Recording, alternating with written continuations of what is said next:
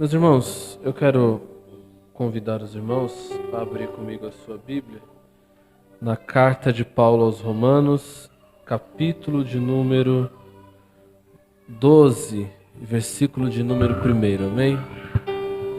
Carta de Paulo aos Romanos, capítulo de número 12 e versículo de número 1.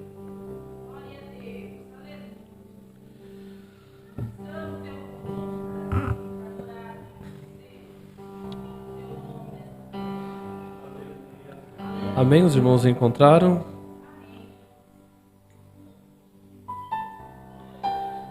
Diz assim: Suplico-vos, pois, irmãos, pelas misericórdias de Deus, de apresentardes os vossos corpos em sacrifício vivo, santo e agradável a Deus, que é o vosso culto racional.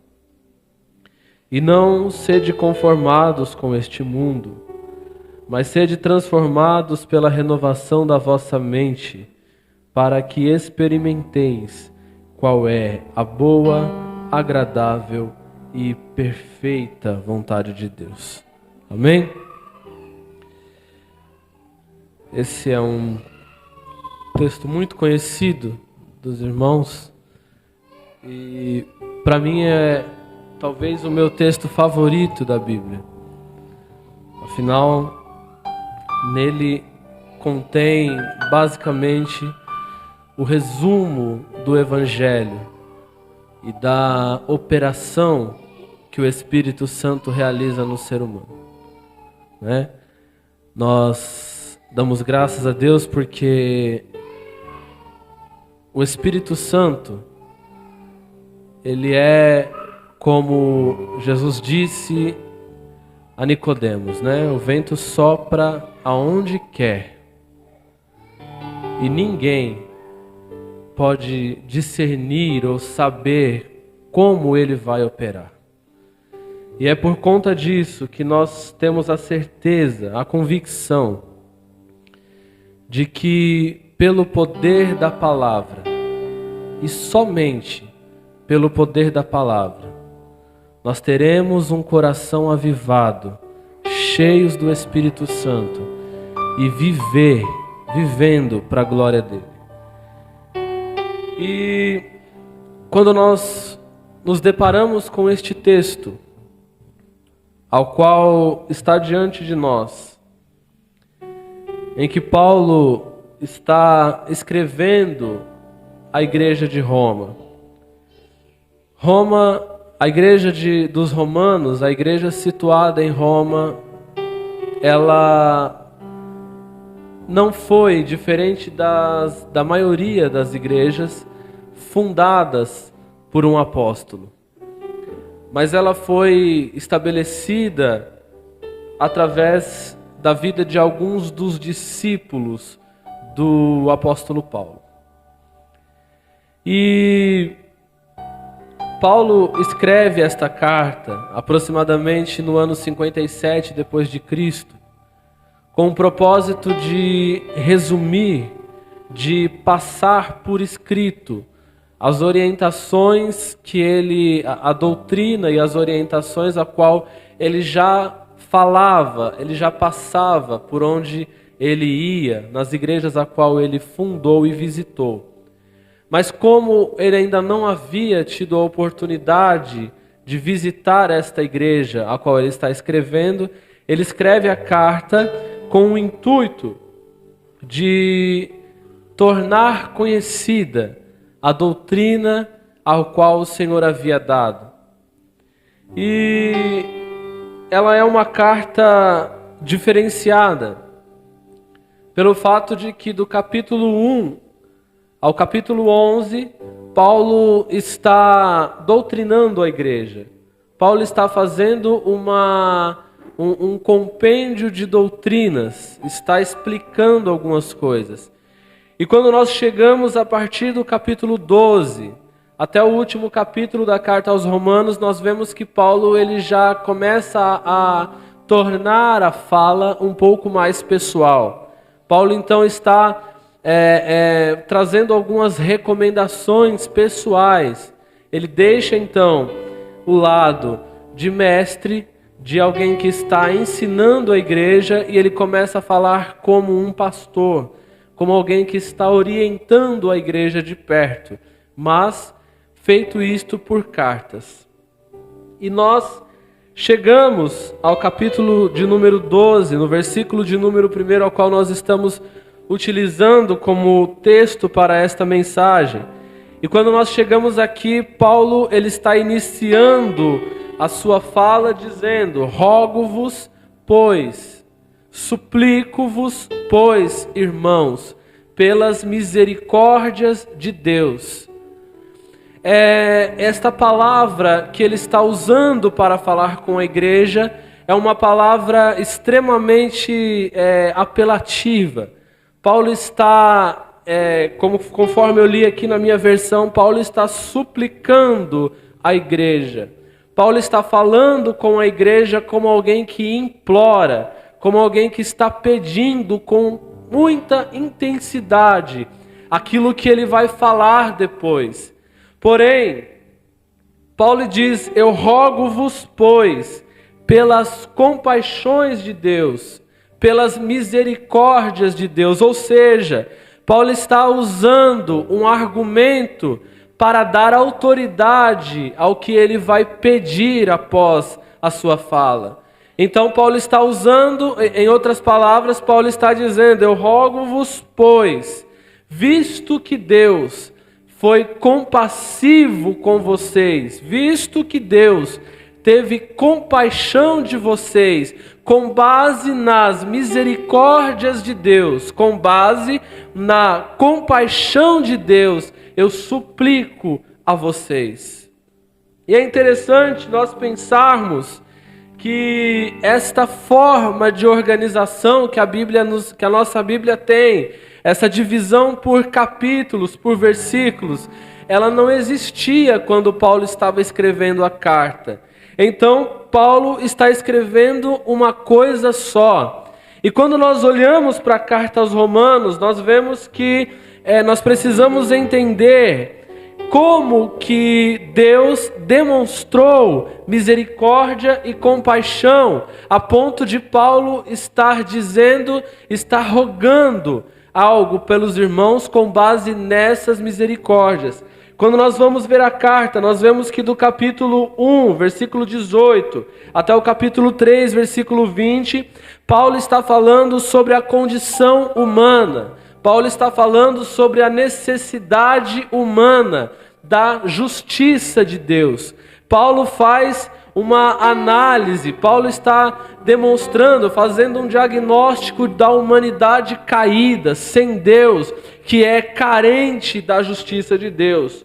Quando nós chegamos no capítulo 3, no versículo 21, até o capítulo 5, versículo 21, Paulo está manifestando, está explicando como se manifestou a justiça de Deus. A partir do capítulo 6, Paulo mostra a forma que, sendo nós justificados por Deus, nós deixamos de ser escravos do pecado.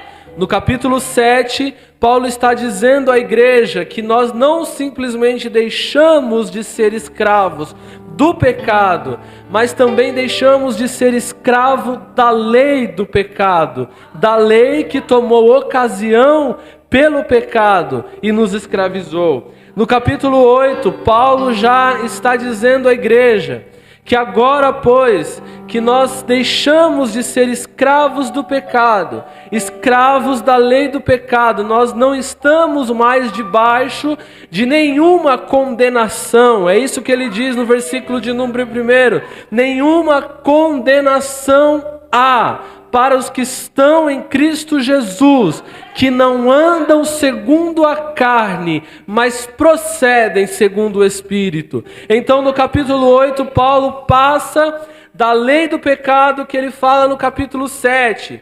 Aqui no capítulo 8 ele já está dizendo que nós não estamos mais sobre esta lei, mas agora nós estamos sobre a lei do Espírito e vida.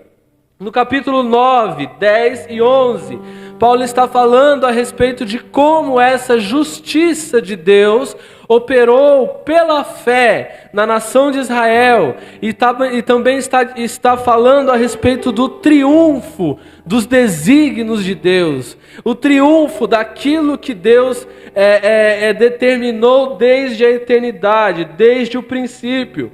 Então, por que eu estou dizendo essas coisas? Porque quando Paulo diz, rogo-vos, pois, pela compaixão de Deus, em outras palavras, Paulo está dizendo, irmãos, eu rogo-vos, pois, porque Deus foi misericordioso com vocês, apontando que a humanidade carecia da justiça de Deus. Eu rogo-vos, pois, pelas misericórdias do Deus, que apresentou, que manifestou a sua justiça e que justificou pela justiça do seu Filho, homens pecadores. Eu rogo-vos, pois, por conta desse Deus, por esse Deus que tornou essa justiça manifesta, nos livrando da escravidão do pecado, nos livrando da lei do pecado. Eu rogo-vos, pois, por causa das misericórdias desse Deus que nos livrou da condenação do pecado e nos colocou debaixo da lei do Espírito e de vida. Eu rogo-vos, pois, por conta desse Deus que foi misericordioso ao ponto de nos eleger nele desde a eternidade, e este Deus fez com que seus desígnios fossem cumpridos, independente da nossa condição. Então Paulo está dizendo, esse Deus que foi tão misericordioso, esse Deus que teve por nós tanta compaixão, é por causa desse Deus, é por causa das compaixões desse Deus, é por causa das misericórdias desse Deus, que eu rogo-vos, pois, que vocês ofereçam os vossos corpos em sacrifício vivo, santo e agradável a Deus. É isso que Paulo está dizendo à igreja. É por conta de tudo isso que Deus fez, é por conta de toda esse plano, esses desígnios de Deus, que Ele está dizendo, ora, se Deus fez por vocês tudo isso, se Deus operou em vocês todas estas coisas, justificando vocês por intermédio da fé, trazendo paz proveniente da justificação, nos livrando da condenação e da escravidão do pecado, se esse Deus que fez tudo isso por vocês, então por conta desse Deus, eu suplico a vocês, eu rogo a vocês, eu clamo a vocês, que vocês ofereçam os vossos corpos em sacrifício vivo, santo e agradável a Deus. Isso me chama a atenção. Por quê? Por que Paulo está dizendo, eu rogo-vos, pois, que vocês ofereçam os vossos corpos em sacrifício a Deus? Porque nós estávamos estudando isso hoje na escola dominical, porque outrora, esse corpo mortal, essa matéria que é inanimada, que é neutra, a matéria não é boa e a matéria não é má, mas o pecado tomou ocasião no nosso ser e fez com que este corpo mortal fosse instrumento da carnalidade, esse corpo mortal fosse instrumento do pecado, esse corpo mortal fosse instrumento da iniquidade. Paulo está dizendo, se outrora vocês usaram este corpo mortal para fazer aquilo que é mal, para fazer aquilo que desagrada a Deus, para fazer aquilo que vai contra a vontade e o princípio de Deus, agora eu estou rogando para que vocês usem este corpo mortal como sacrifício a Deus, como algo entregue a Deus, para que Ele faça do nosso ser aquilo que Ele quiser. Este termo que Paulo está usando, dizendo: eu rogo-vos, pois, que vocês ofereçam os vossos corpos em sacrifício a Deus. É porque quem dá em sacrifício não pode tomá-lo de volta. Sacrifício custa. Ninguém oferece a Deus um sacrifício que não lhe custa. Lembra de Caim e Abel? Abel oferece um sacrifício a Deus de hortaliças, de frutas, de verduras, que um ano depois iria florescer de novo, iria dar tudo de novo para ele. Aí Deus se agradou do sacrifício de Abel, sabe por quê? Porque o sacrifício de Abel tinha vida. O cordeiro, o animal que é oferecido sobre o altar em sacrifício não tem volta. Ele morre para sempre, ele morre para todo sempre e ele não volta atrás. É por isso que ele está dizendo: eu peço-vos que ofereçam os vossos corpos em sacrifício a Deus. Sabe por quê? Porque quando você oferece o seu sacrifício a Deus, o seu corpo em sacrifício a Deus, em outras palavras, você está dizendo: eu já não vivo mais, eu já não domino mais esse corpo mortal, eu já não tenho mais autonomia de controlar esse corpo mortal, mas nós fazemos nossas as palavras do apóstolo Paulo: já não vivo mais eu, mas Cristo vive em mim. Cristo assumiu o controle do meu ser, de todo o meu ser, e é Ele quem domina, é Ele quem manda, é Ele quem ordena, é Ele quem controla o meu ser.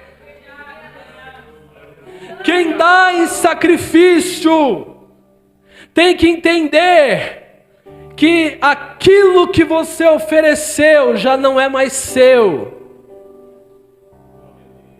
Quem oferece em sacrifício precisa entender que já não tem mais domínio sobre aquilo que foi oferecido.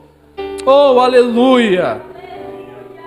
Então, meu irmão, entenda uma coisa: seu corpo não é mais seu. A sua vida não é mais sua. A sua natureza já não vive mais para satisfazer os desejos da sua carne. A sua vida é dele, o seu ser é dele, a sua mente é dele, o seu corpo é dele. Você entregou a ele, então agora é ele quem comanda a sua vida, é ele quem dirige os seus passos. Aleluia! Aleluia, por isso que Paulo vai dizer aos Colossenses no capítulo 3, no versículo 5: mortificai, pois, os vossos membros que estão sobre a terra, a prostituição, a impureza, o apetite desordenado, a vã concupiscência, aleluia, a avareza, que é a idolatria. Mortificai os membros. Você não vive mais para satisfazer as suas paixões, você vive para agradar a Deus. Aleluia. E aí ele continua dizendo: eu rogo-vos, pois, que ofereceis os vossos corpos em sacrifício vivo e agradável a Deus. E aí ele vai dizendo: não vos conformeis com este mundo. Não vos conformeis com este mundo. Por quê? Porque visto que esse Deus, que foi tão misericordioso conosco, que foi tão compassivo conosco, esse Deus que nos tirou da escravidão do pecado e da morte, e colocou sobre nós o domínio da lei, do Espírito e da vida. Esse Deus que requer de nós o nosso corpo como sacrifício vivo e agradável a Deus, que é o nosso culto racional. Esse Deus, Ele requer de nós um rompimento com a cultura deste mundo. E ele diz assim: não vos conformeis com este mundo, não se amoldem ao padrão deste mundo, não vivam conforme vive o mundo, não andem conforme anda o mundo, não vos conformeis com este mundo. É por isso que o apóstolo João, ele vai dizer, na primeira carta de João, no capítulo de número 2, no versículo de número 15, ele diz assim: não ameis o mundo, nem o que no mundo há. Se alguém ama o mundo, o amor do Pai não está nele, porque tudo que há no mundo, a concupiscência da carne, a concupiscência dos olhos, a soberba da vida não é do Pai, mas do mundo. E o mundo e a concupiscência do mundo passa, mas aquele que faz a vontade de Deus permanece para sempre. Porque pode ter uma aparência de coisas consistentes. E é interessante que quando Salomão escreve o Eclesiastes, ele repete diversas vezes dizendo: debaixo do sol, tudo é vaidade. Tudo é vaidade. Tudo é vaidade. E aí essa palavra vaidade, ela vem de uma palavra no hebraico, no original, que significa revel.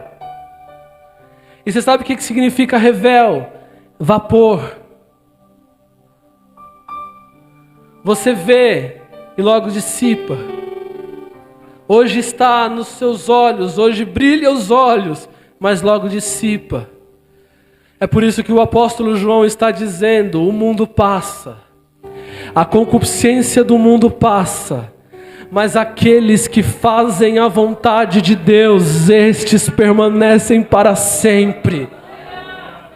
Porque aqueles que fazem a vontade de Deus, esses que fazem a vontade de Deus, a alegria que o mundo dá é passageira, mas a alegria que o Espírito nos dá, essa dura, essa é constante, esta é eterna, essa vai perdurar a eternidade, nós nunca deixaremos de senti-la. Aleluia! Eu sei que o mundo salta aos olhos, eu sei que as coisas do mundo brilham os olhos, mas é vapor, hoje está, logo dissipa, hoje você vê, logo se dissipa, mas a vontade de Deus permanece para sempre, a vontade de Deus permanece para sempre, essa não passa, essa não tem prazo, essa não tem fim, essa não é limitada, essa dura para sempre, porque o Deus que nos concede esta alegria é o mesmo Deus que não teve princípio e que não terá fim, que não teve começo e que não terá desfecho, porque o Deus que nos promete esta alegria é o Alfa, é o Ômega, é o que era, é o que é o que há de ser, é o que nunca deixará de ser, porque Ele é a fonte da nossa alegria. Oh, aleluia! É por isso que os que fazem a vontade de Deus permanecem para sempre. Oh, aleluia! Aleluia! Aleluia! Aleluia! E aí ele continua dizendo: não vos conformeis com este mundo, mas transformai-vos pela renovação do vosso entendimento. Sabe o que Paulo está dizendo? Ok, eu dei a vocês um monte de informações, eu dei a vocês a doutrina, o ensinamento, vocês sabem o que fazer. a informação chegou ao intelecto de vocês. A informação chegou à mente de vocês. A informação chegou ao psique de vocês. Mas agora que vocês sabem de tudo isso, permitam que esta renovação do vosso entendimento se resulte em transformação de vida. Em transformação de vida, porque não adianta. Você pode estudar, você pode ler a Bíblia, você pode estudar teologia, é muito bom, é necessário, é fundamental, mas se o conhecimento que te toma a mente não mudar a sua vida, é vão. É vão. Porque a palavra de Deus não são palavras mortas. A palavra de Deus não são palavras mortas, a palavra de Deus é viva, é eficaz, é apta para discernir a intenção dos corações. E esta palavra, na parábola do semeador, Jesus compara ela com a semente. E a gente estava estudando hoje na escola dominical, a palavra de Deus é semente, e o resultado dela é fruto. Aleluia! A palavra de Deus, ela precisa resultar no fruto do Espírito no nosso coração. É por isso que Paulo está dizendo: não vos conformeis com este mundo, mas transformai-vos pela renovação do vosso entendimento. Por quê? Porque o antídoto para não viver o padrão do mundo é ter mente transformada, para que o coração seja transformado e resulte num novo estilo de vida. Eu acho interessante que Jesus encontra um homem, lá em João capítulo 3. E o homem é mestre da lei. O camarada não é pouca coisa. É o mestre da lei, é o Nicodemos, o grande rabino Nicodemos. E aí Jesus encontra ele, e os irmãos conhecem bem o texto. Eles começam a falar e Jesus começa a explicar para ele. E a dizer para ele que aquele que não nascer da água e do Espírito não pode ver o reino de Deus. Aquele que não nascer de novo não pode ver o reino de Deus. E aí, irmãos, é interessante o diálogo de Jesus com Nicodemos, pastor Sérgio. Que eles estão ali, eles estão conversando. E aí, Jesus olha para Nicodemos e fala: rapaz, você é mestre em Israel e você não sabe dessas coisas. E é interessante porque Jesus fala isso mediante a pergunta de Nicodemos: como pode eu, sendo um homem velho, voltar ao ventre da minha mãe e nascer de novo? E aí Jesus ele dá essa repreensão em Nicodemos, dizendo: rapaz, você é mestre em Israel e você não sabe dessas coisas. Ou seja, Jesus não estava trazendo uma nova revelação. Jesus estava falando de algo que tinha familiaridade com os ensinos da Torá e dos escritos judaicos. Nicodemos tinha a informação, mas não sabia como colocá-la em prática. Porque Jesus estava dizendo: olha, você precisa nascer de novo. E aí ele usa a linguagem: você precisa, aquele que não nascer da água e do Espírito não pode ver o reino de Deus. E Nicodemos não entende nada. E sobre o que Jesus estava falando com Nicodemos? Era uma profecia do profeta Ezequiel, lá no capítulo de número 36, no versículo de número 25, ele diz assim: aspergirei água pura sobre vocês, e ficarão puros, e eu os purificarei de todas as suas impurezas e de todos os seus ídolos. Darei a vocês um coração novo, e porei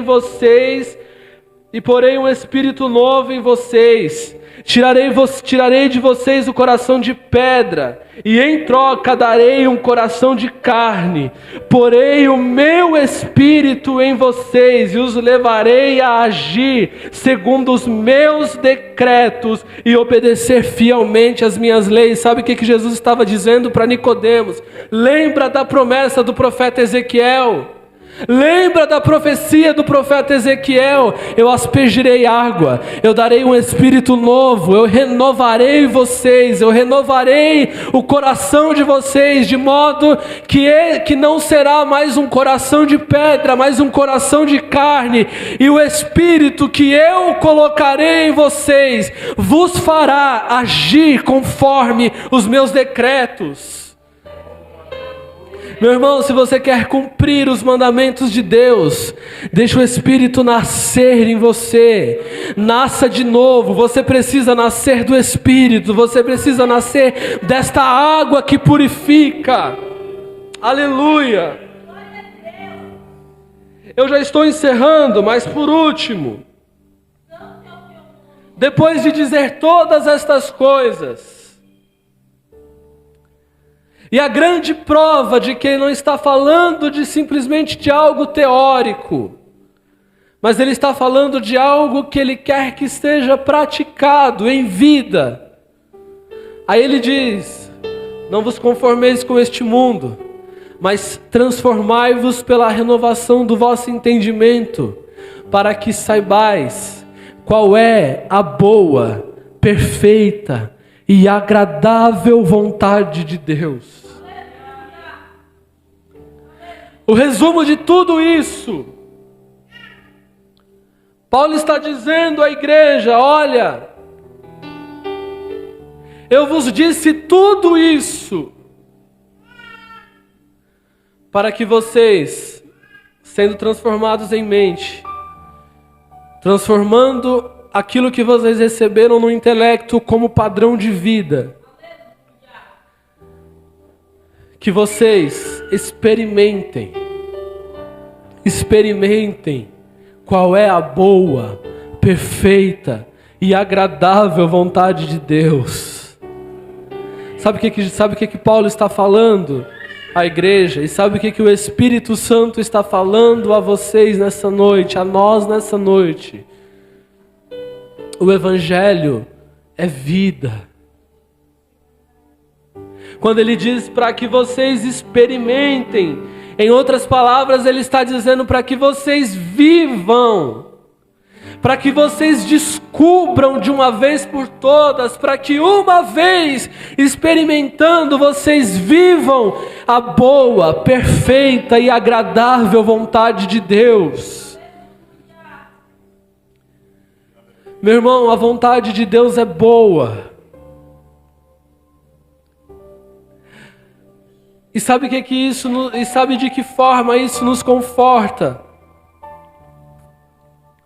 É que essa circunstância que você está passando, talvez você esteja vivendo nessa noite, não é para te matar, não é para destruir você, não é para te dar um desfecho, para acabar com você, porque a vontade de Deus é boa, perfeita e agradável.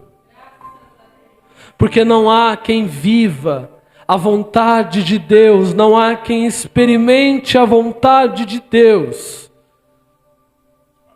que possa dizer: eu me arrependi.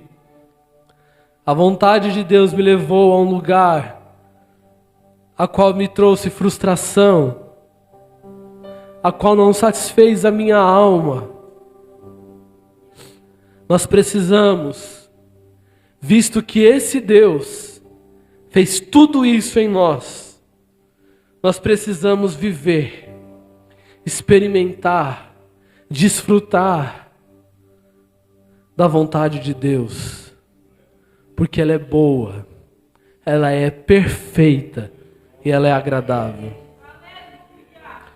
Que esta palavra que chegou ao entendimento de vocês nessa noite